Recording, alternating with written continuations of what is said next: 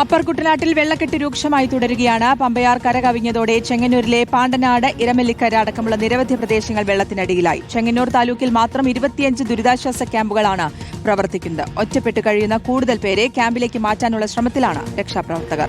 SS Sharan തയ്യാറാക്കിയ റിപ്പോർട്ടിലേക്ക്.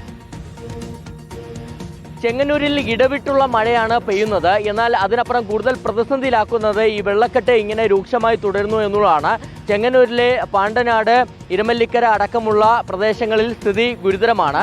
അതായത് ആറന്മുള, റാന്നി അടക്കമുള്ള പ്രദേശങ്ങളിൽ പെയ്യുന്ന മഴ, ആ വെള്ളമാണ് ഇപ്പോൾ അപ്പർ കുട്ടനാട്ടിലേക്ക് എത്തിയിരിക്കുന്നത്. ഒപ്പം തന്നെ പമ്പയാറ് കരകവിഞ്ഞ് ഒഴുകുന്ന സാഹചര്യമുണ്ട്. അങ്ങനെയാണ് ഈ താഴ്ന്ന പ്രദേശങ്ങളാകെ തന്നെ, പ്രത്യേകിച്ച് ഈ പാണ്ടനാട് പഞ്ചായത്തിലെ മുഴുവൻ വാർഡുകളടക്കം താഴ്ന്ന പ്രദേശങ്ങളാകെ വെള്ളത്തിനടിയിലായിരിക്കുന്നത്. ആലപ്പുഴ ജില്ലയിൽ ഏറ്റവും കൂടുതൽ ദുരിതാശ്വാസ ക്യാമ്പുകൾ പ്രവർത്തിക്കുന്നത് ചെങ്ങന്നൂർ താലൂക്കിലാണ്. ചെങ്ങന്നൂർ താലൂക്കിൽ മാത്രം 25 ക്യാമ്പുകളായിട്ട് 428 കുടുംബങ്ങളാണ് കഴിയുന്നത്.